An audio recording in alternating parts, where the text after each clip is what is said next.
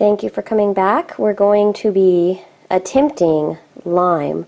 So this is actually a real key lime. I cut up in slices just to look at it and keep it here as a model.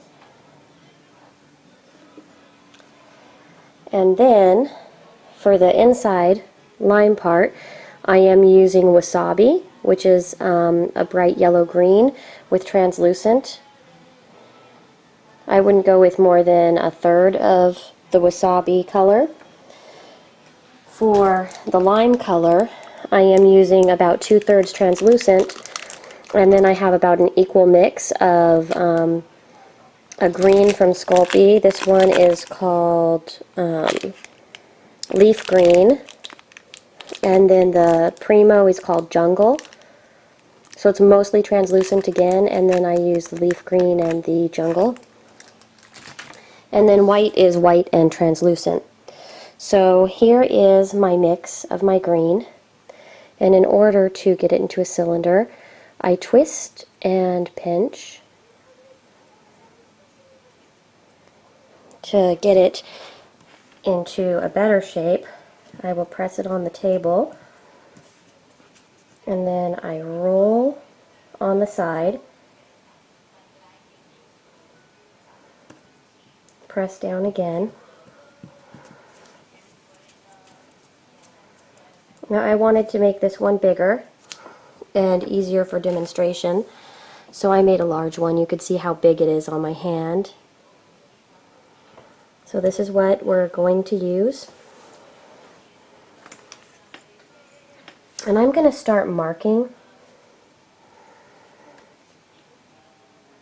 I'm going to do very gentle.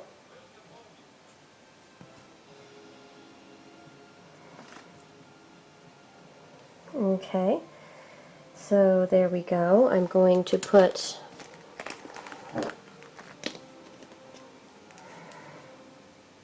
a little poke in the center here. And this is where you have to decide whether you want to be more accurate. I'm going to do either 8 or 10 slices, but in the lime itself there's actually 9 when I counted going around. I don't know if 9 is typical or if it just depends. But there's also a pale green between the white section and the dark green on the outside. There's a pale green layer in between there too. So we have a couple things going on. But I am going to mark this.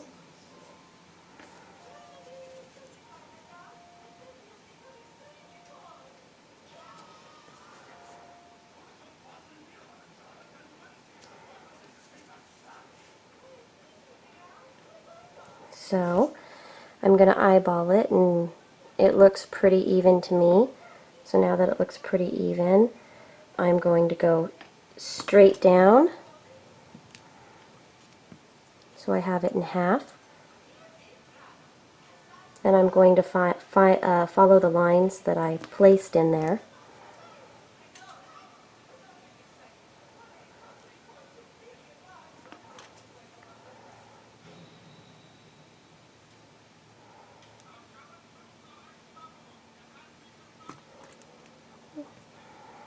So there we are.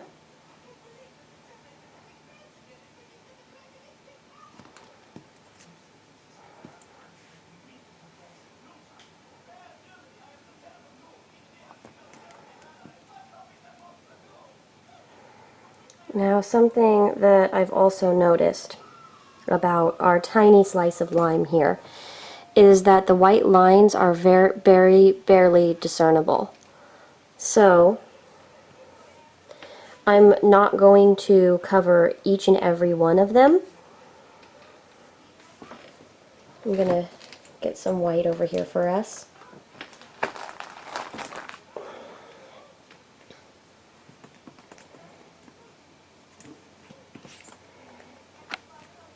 I'm going to move these little guys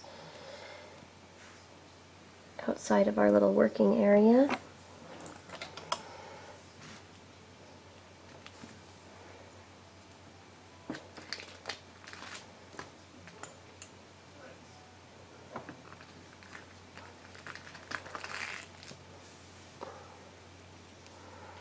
So here is some white.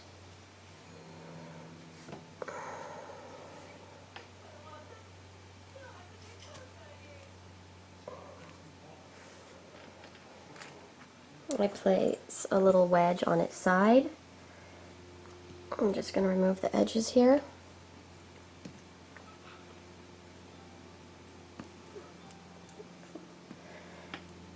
Trim along the top edge first, make it easier.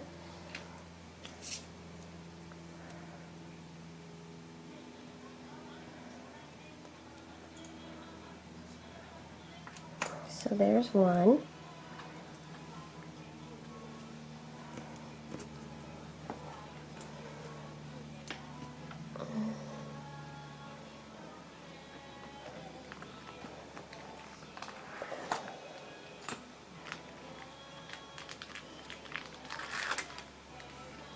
Here's another.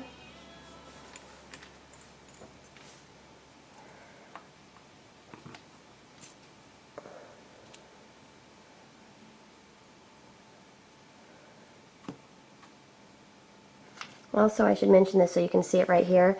These gray stripes are from the pasta roller. If you don't use it all the time, it will give you these little stripes. I feed, for canes it doesn't matter because you're only going to be seeing the side slices, but in items where you're rolling things flat and you don't want those, you can feed some scrap clay through.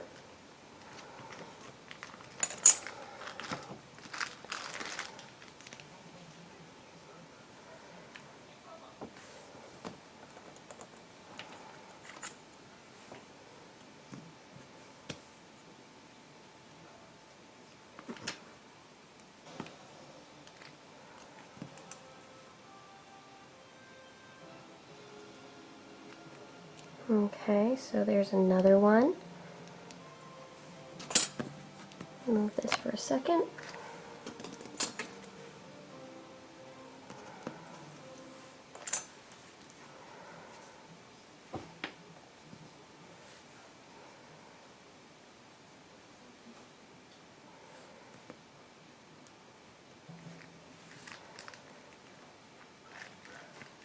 And then we'll put this slice back together over here.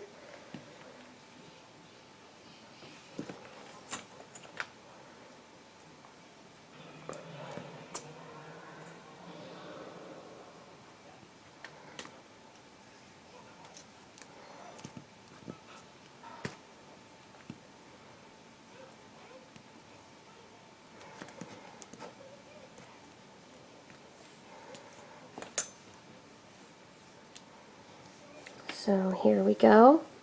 Now I am going to squeeze along the sides to make sure there are no air bubbles in our pieces. I'm going to let the little bit of white remain on the edges here instead of cutting them because lime slices, where's our natural size? They do, the lime slices, the white does come in a little bit, and I'll show you what I mean as we go along. So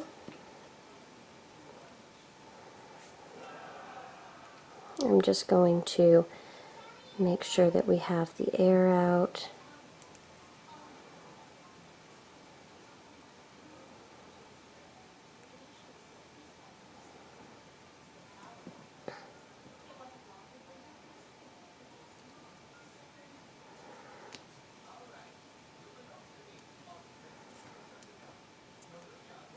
And I'm also placing it where the white, when it comes up to the point, it has a little bit more clay on it than the other ones. The ones without the white, it has a little bit more clay, so I could make it come in and meet towards the center a little bit more.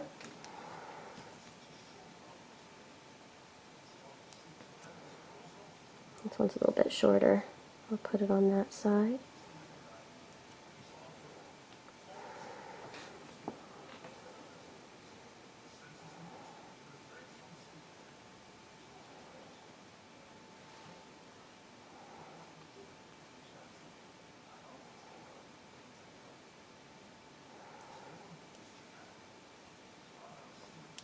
Okay, before I put the last slice in, I'm going to make a tiny snake to put in the center there, just so we don't have that as a large air pocket later. So I'm going to do that with this white that's extra.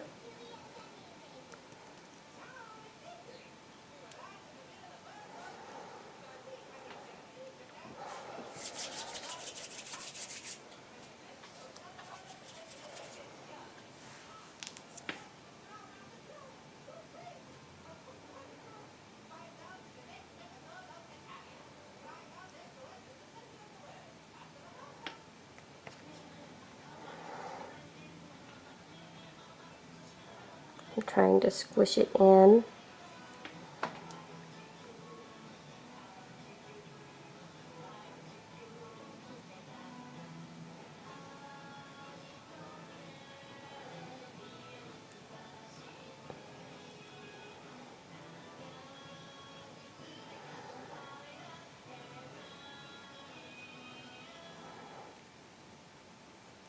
So to condense it, I am squeezing on all sides of it towards the center.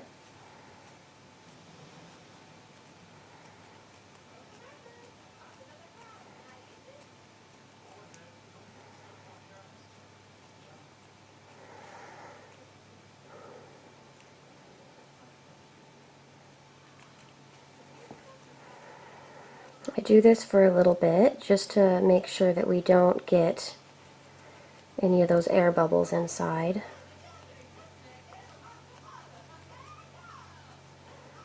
Air bubbles will shred your canes when they get tiny, when you're condensing.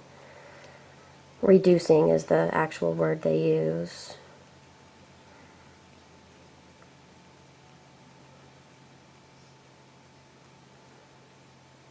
I'm trying to make sure I pay quite a bit of attention to the center too. So there we go. And then from here, I'm going to take some white, and I'm not sure if this is long enough, but it's okay. I'll go on the upper edge of it. I'll go on the lower edge to trim it.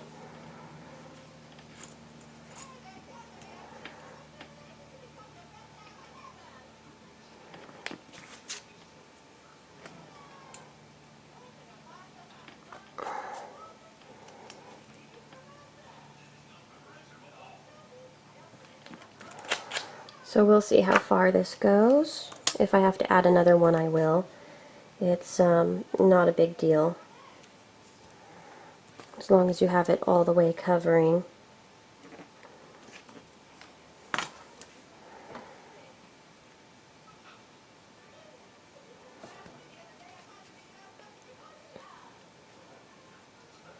And then I will do the last portion here.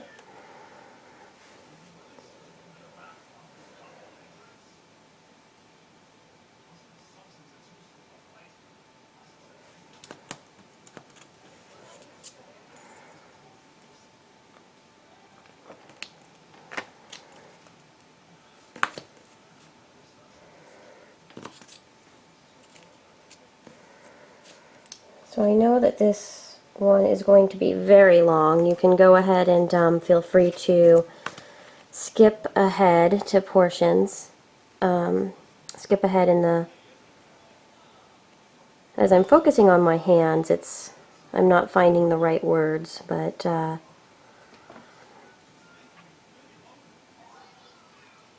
working my way through the process real time. I find this way you'll make fewer mistakes if you see the whole process.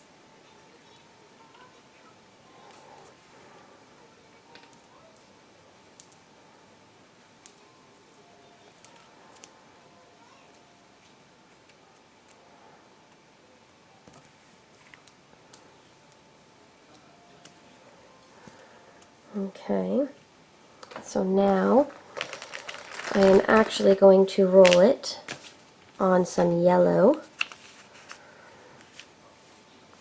This is the same color of the the lime inside, the interior, except that it has less translucent in it, and I added a little bit of a yellow from Premo.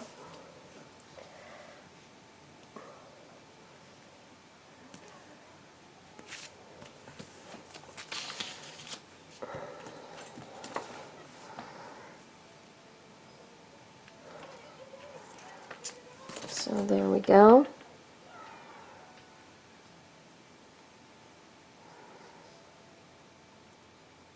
Close that seam.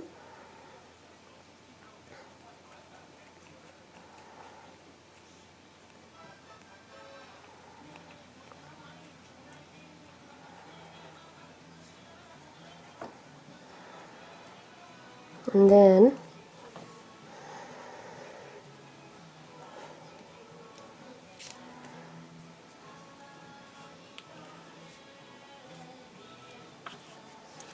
we'll do the outer green.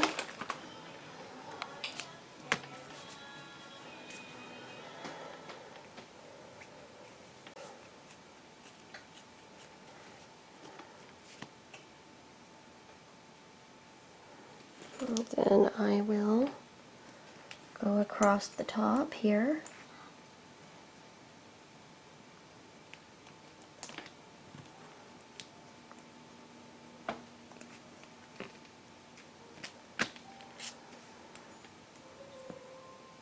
And go across the bottom.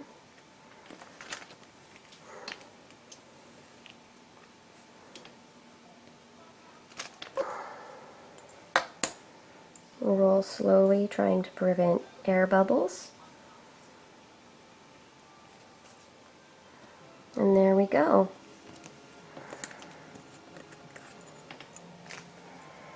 Part of the reason I'm making this so big is just so you can actually see better, because I have to have the camera kind of up and far away as I'm doing this.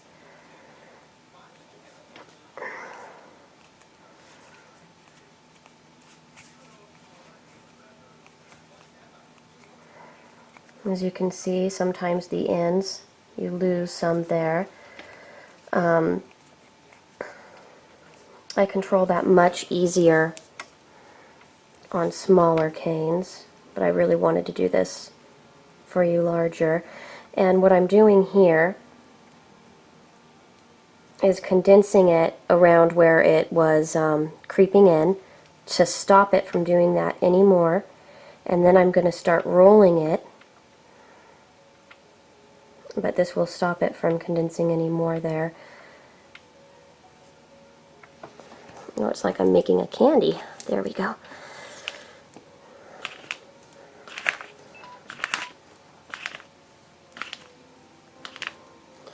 So I'm rolling, rolling, rolling.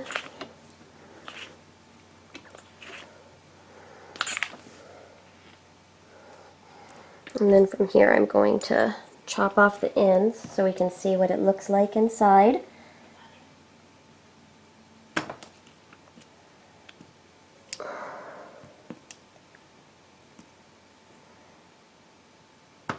Okay. So here we go. And we're going to continue condensing.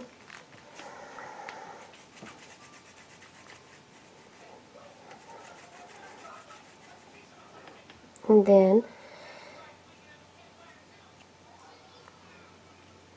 I'm doing the same thing here at the edges. I just find it really helps conserve as much of the cane as possible when I do that.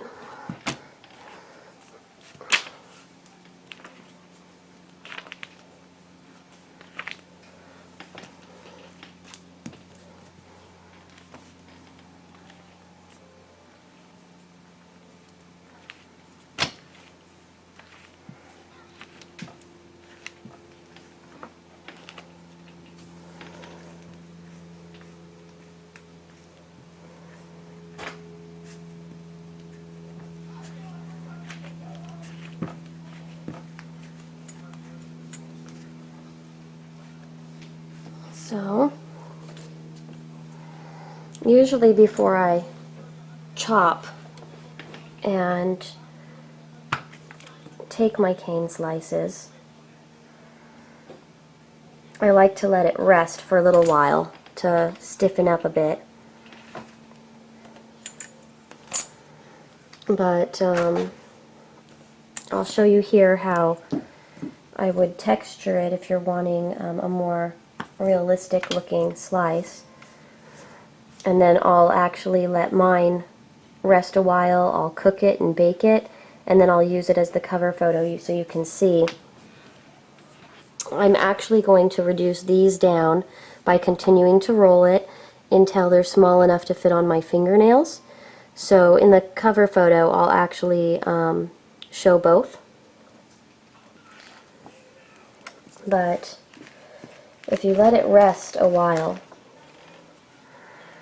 you can texture the sides of the lime with a toothbrush to get that nice bumpy ridge.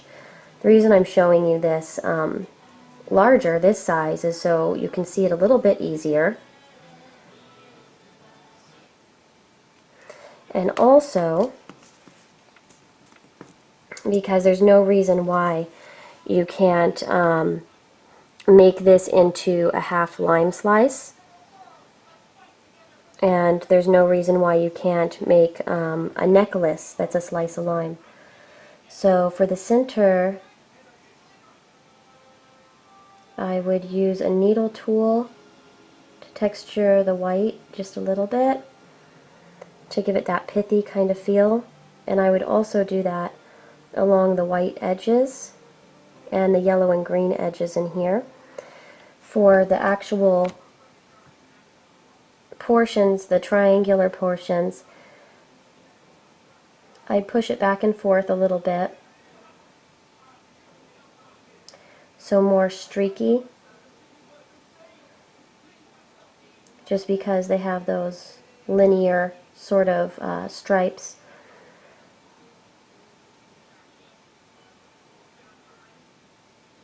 Then you could poke it in a few small areas to break that up. And then when actually varnishing it, I would put the gloss glaze only on the triangular sections, and you could completely coat the triangular sections. But what I think would look better is actually just adding tiny little specks of the gloss glaze in those triangular areas. So you pick up some sparkle, making it look wet on some areas but not others. Because there is shine and sheen, but it looks satiny in some areas and shiny in others. So there we go. I'm going to go ahead and make a lime slice and bake it and photograph it, and that's it. I know this was a real long one, but I wanted you to see it from beginning to end. So thank you so much. Take care. Let me know if you'd like to see more canes being worked or not. Thank you so much. Bye.